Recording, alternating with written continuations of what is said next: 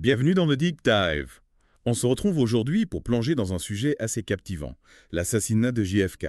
Vous nous avez envoyé une collection impressionnante de documents, articles, extraits et même un manuscrit. Oui, c'est un sujet qui continue de fasciner et les sources que vous avez rassemblées offrent une perspective vraiment diverse sur l'événement et ses conséquences. Alors, avec autant de matériel, par où on commence notre exploration? Eh bien, la théorie de la balle unique, souvent appelée SBT, me semble un excellent point de départ. Oui. Vous avez inclus un article du Lee Plaza Echo qui remet en question cette théorie, un pilier central du rapport de la Commission Warren. Exactement, l'article Les meilleures preuves contre la SBT soulève des doutes importants sur la capacité de la balle CO399 à avoir causé toutes les blessures qu'on lui attribue. Il mentionne l'état étonnamment intact de la balle, malgré son supposé trajet à travers le président Kennedy et le gouverneur Connally, causant 7 blessures au total. Tout à fait. Et ce n'est pas tout, l'article met en lumière des témoignages contradictoires des médecins qui ont soigné Connolly, remettant en question la trajectoire de la balle. Certains médecins ont même suggéré que la balle ne pouvait pas provenir du 6e étage du Texas School Book Depository, d'où Oswald aurait tiré. Exactement. Et l'article souligne également les doutes exprimés par le conseiller juridique en chef de la commission Warren lui-même, J. Lee Rankin, concernant la trajectoire de la balle. C'est fascinant. Si la théorie de la balle unique ne tient pas la route, ça remet en question l'idée qu'Oswald a agi seul, non. Absolument. Cela ouvre la porte à d'autres théories, d'autres suspects potentiels, d'autres scénarios. Et en parlant de témoignages directs, vous avez inclus un hommage à Charles Brem, un témoin oculaire présent à Dealey Plaza lors de l'assassinat. Oui, le récit de Brem est intéressant parce qu'il était convaincu que les tirs provenaient d'un des bâtiments à l'angle des rues Houston et M. Il rejetait la théorie du tireur situé sur la butte herbeuse. Et ce qui rend son témoignage encore plus marquant, c'est qu'il avait lui-même été touché par une balle pendant la Seconde Guerre mondiale aux 2 bras. Effectivement, son expérience personnelle lui donnait une perspective unique sur les trajectoires des balles et la violence des armes à feu. Passons maintenant au voyage d'Oswald à Mexico avant l'assassinat, un épisode entouré de mystères.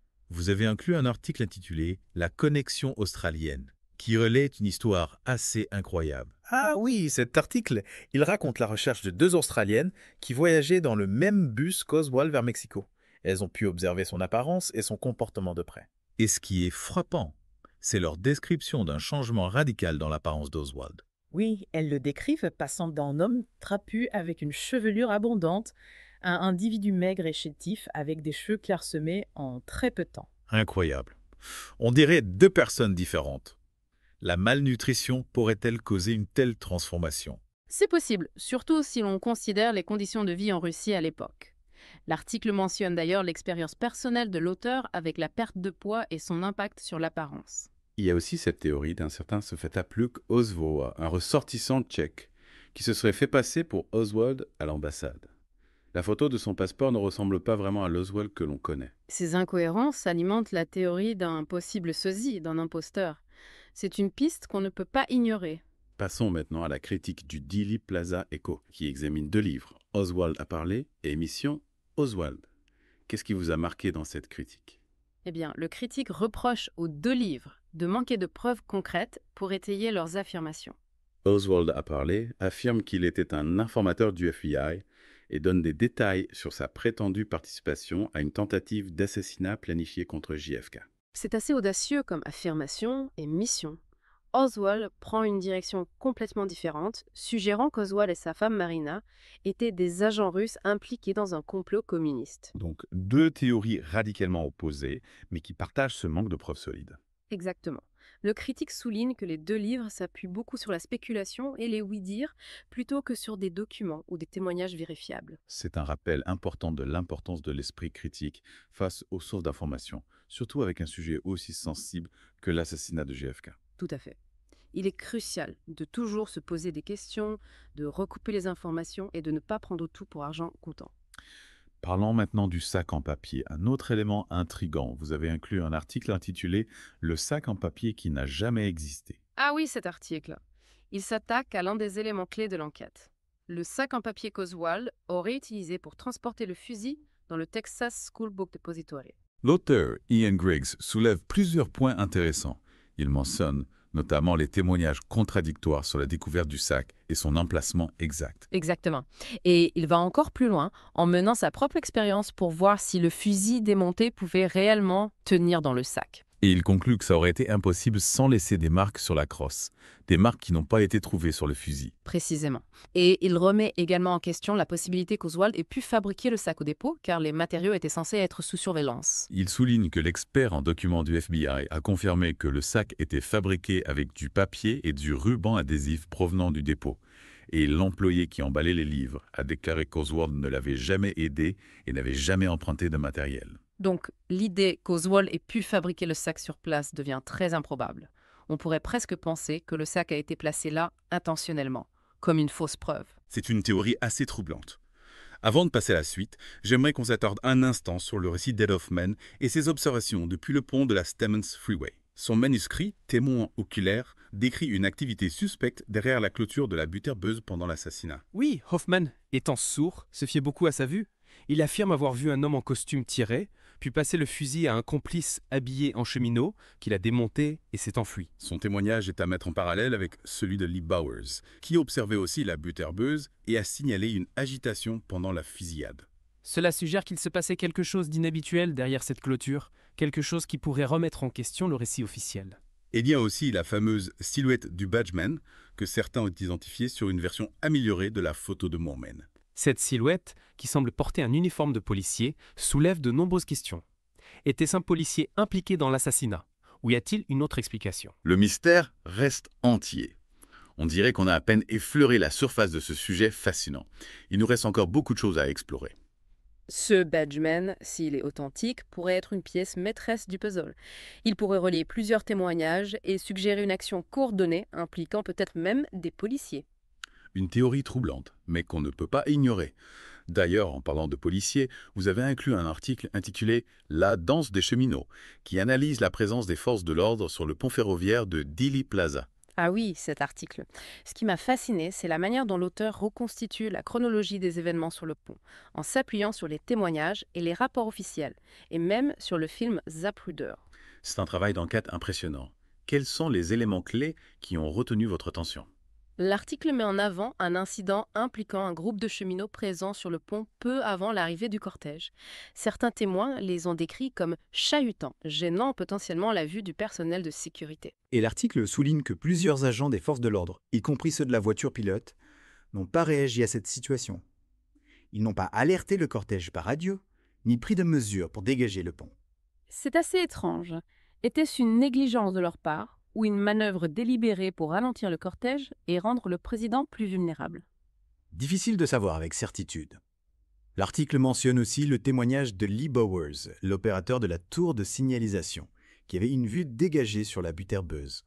Il a déclaré avoir vu du mouvement derrière la clôture pendant la fusillade, mais n'a pas pu identifier ce qui se passait. C'est un détail important, surtout si on le met en relation avec le récit des Hoffman, qui décrit un homme en costume passant aux armes à un complice habillé en cheminot. Bowers aurait-il pu assister à cet échange sans en comprendre la signification? C'est une possibilité. L'article explore d'autres témoignages, comme celui de l'officier Joe Marshall Smith, qui a rencontré le faux agent des services secrets derrière la clôture. L'auteur suggère même que le ralentissement de la limousine aurait pu surprendre l'assassin, nécessitant des tirs supplémentaires.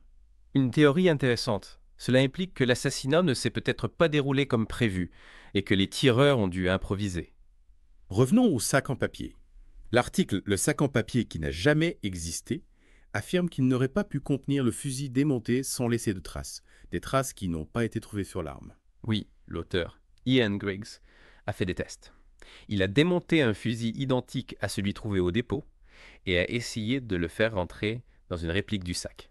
Et il a constaté que certaines parties du fusil, notamment le mécanisme de la gâchette, auraient forcément raclé la crosse, laissant des marques. Comme on n'a rien trouvé de tel sur le fusil, ça remet en question l'authenticité du sac. Exactement. Sans oublier les témoignages de l'expert en documents du FBI et de l'employé qui emballait les livres. Ah oui, l'expert du FBI a confirmé que le sac était fabriqué avec des matériaux provenant du dépôt et l'employé a affirmé qu'Oswald ne l'avait jamais aidé à emballer quoi que ce soit. Ce qui rend très improbable qu'Oswald ait pu fabriquer ce sac lui-même. On a presque l'impression qu'il a été placé là exprès pour fausser l'enquête. C'est une théorie assez troublante. Et puis, il y a aussi cette histoire de tringle à rideau. Oswald avait-il vraiment besoin de tringle pour sa chambre dans la pension de la rue Beckley? Les propriétaires de la pension ont clairement dit que la chambre d'Oswald avait déjà des rideaux et des tringles. L'auteur de l'article mentionne même des photos prises le lendemain de l'assassinat, montrant une tringle à rideau intacte dans la pièce. Donc l'histoire des tringles à rideau s'effondre complètement. On dirait que chaque détail qu'on examine révèle une nouvelle faille dans le récit officiel. C'est vrai. On en vient à se demander combien d'autres détails ont été négligés ou manipulés pour que l'histoire tienne la route. Ça remet en question la crédibilité de l'enquête de la commission Warren. Ont-ils vraiment cherché la vérité ou ont-ils simplement voulu trouver un coupable rapidement? C'est une question qui reste ouverte, même après toutes ces années. Avant de conclure, j'aimerais qu'on revienne sur le récit d'Ed Hoffman.